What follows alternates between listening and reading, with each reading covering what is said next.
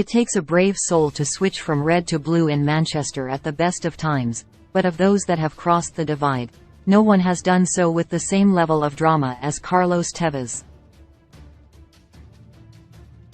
The Argentine's arrival in England set the foundations for multiple controversies. Signed by West Ham United under a breach of third-party ownership rules in which the rights of the player were partially held by agent Kia Joorabchian's company, Media Sports Investment, MSI.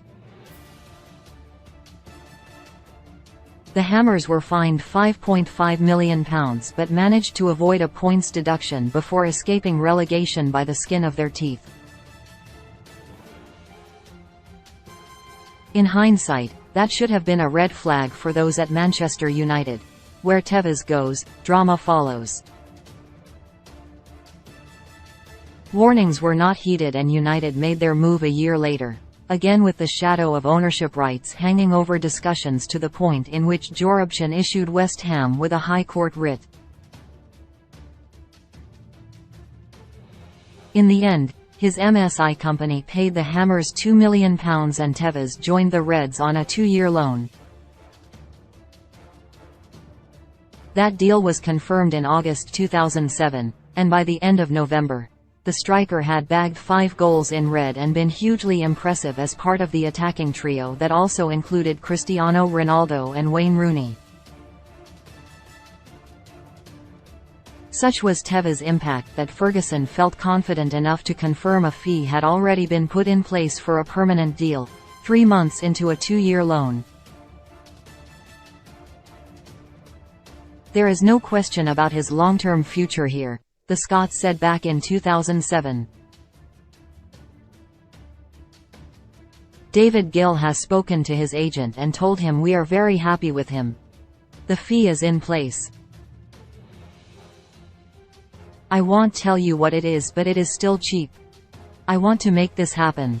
He has impressed everyone with his appetite for the game. He'll get me 15 goals this season and what's more, they'll be important goals." Tevez surpassed those expectations and bagged an impressive 19 goals across all competitions as United grabbed a Premier League and Champions League double, arguably Ferguson's greatest season at Old Trafford behind the unmatchable 1999 treble-winning campaign. While not the star at United, he was often in the shadows of Rooney and Ronaldo.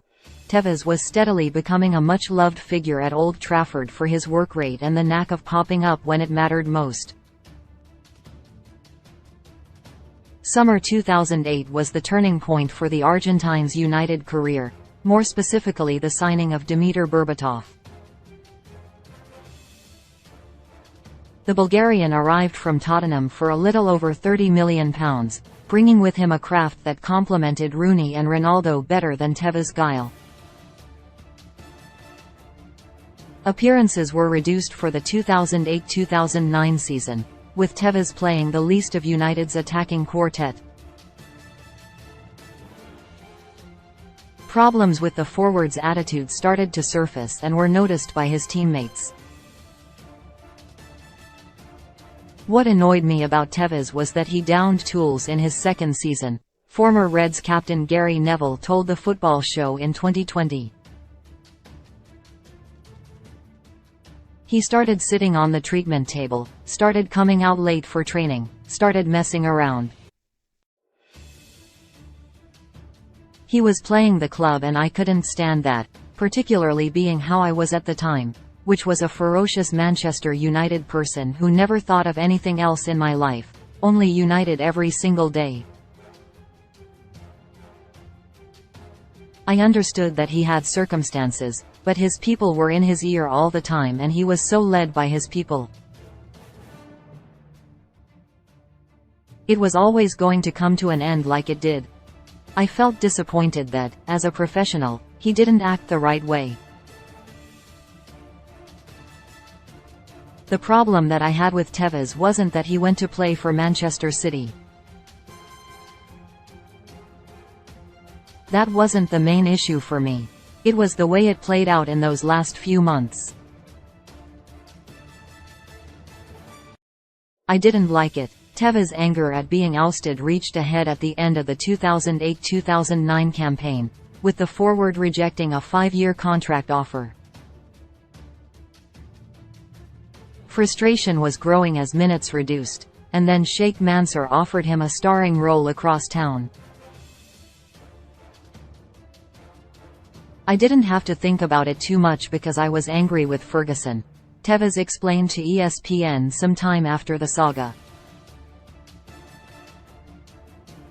As a coach he's a phenomenon. He was at a club like United for such a long time.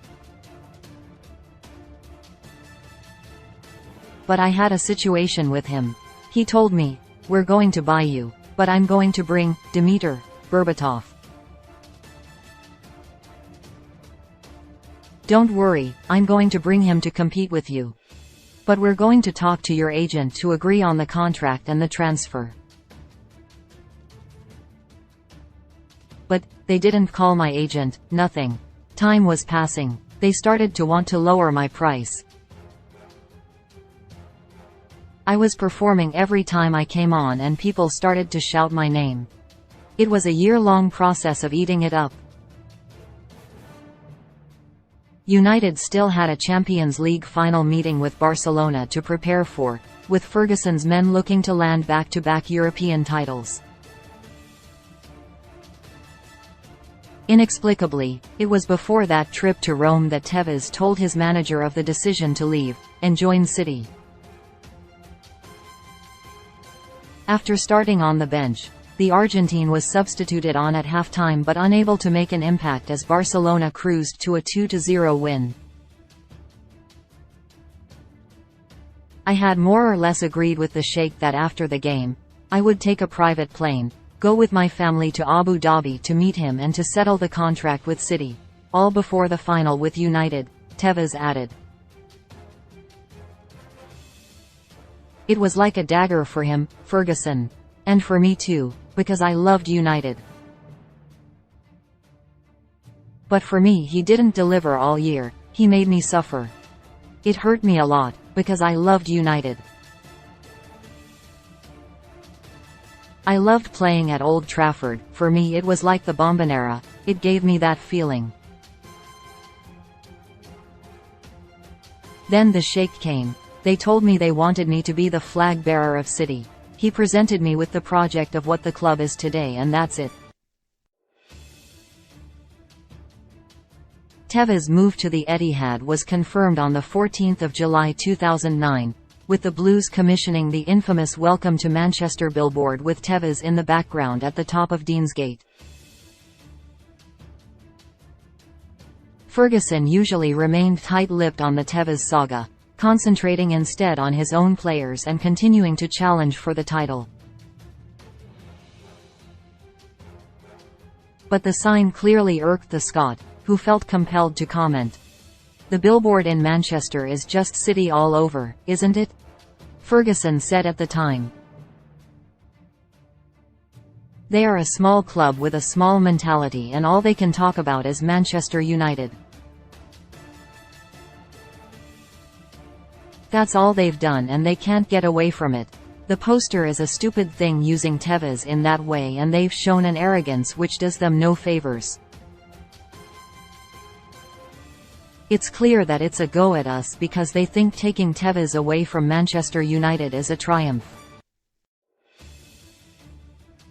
But it's poor stuff. The former United man would become the poster boy, both literally and metaphorically, for the early years of Sheikh Mansour's City reign, netting at least 20 goals in his first 2 Premier League campaigns, although barring the 2011 FA Cup, it was largely fruitless. City did win the Premier League the following season, but Tevez spent most of that season on gardening leave after refusing to come off the bench in a Champions League match against Bayern Munich in the September of 2011.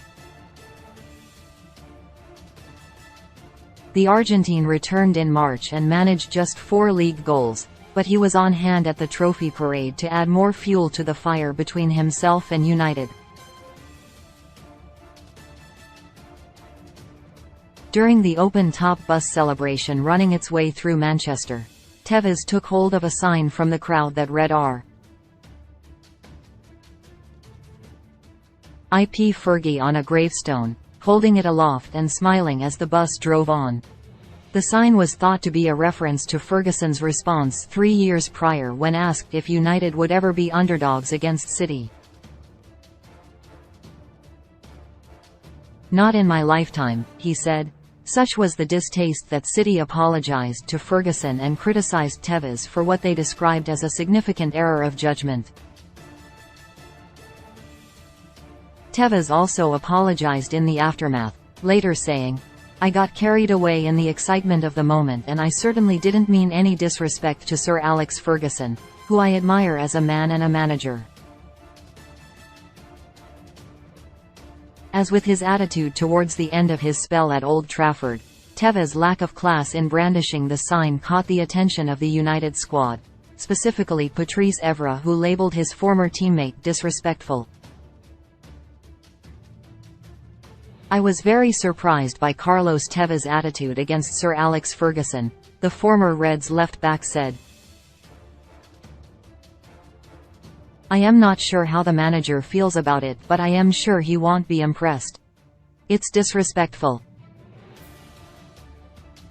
Tevez spent 2 years at this club and was treated extremely well by the manager, so I don't really understand his reaction or the truth about the situation.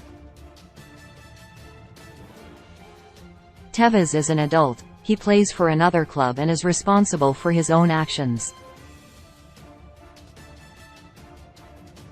It's a shame because he was always respected at Manchester United and remained in contact with some of the players. United accepted apologies from both City and Tevez, with chief executive David Gill telling Sky Sports News, "I think it's right. The club acted pretty quickly. I think it was rather silly, frankly, in terms of what it said, but City acted with commendable speed. We move on and concentrate on other issues." Tevez enjoyed one more season at the Etihad, but Ferguson had the last laugh, securing his 13th and final Premier League trophy in his final year as United manager. The Reds legend ended his time in management and Tevez, again suffering as a result of being overshadowed by Sergio Aguero, left for Juventus. The feud between Tevez and Ferguson was water under the bridge until the striker decided to bring it back up in an interview with Spanish outlet OL. "It seems like Ferguson is the president of England," he snapped. "When he speaks badly about a player, nobody says he has to apologize, but when someone comes out with a joke, you have to say sorry. I don't say sorry." Tevez would win back-to-back titles at Juventus before moving back to boyhood club Boca Juniors, where he spent 8 of his final 9 years. There was one well-paid season in China with Shanghai Shenhua sandwiched in between, before retiring in June 2022. His short and fiery spell at United yielded 2 Premier League titles and that 2008 Champions League glory and the League Cup. However, it was somewhat tainted by the fallout that followed, his decision to lift the sign and the attempts since to justify it.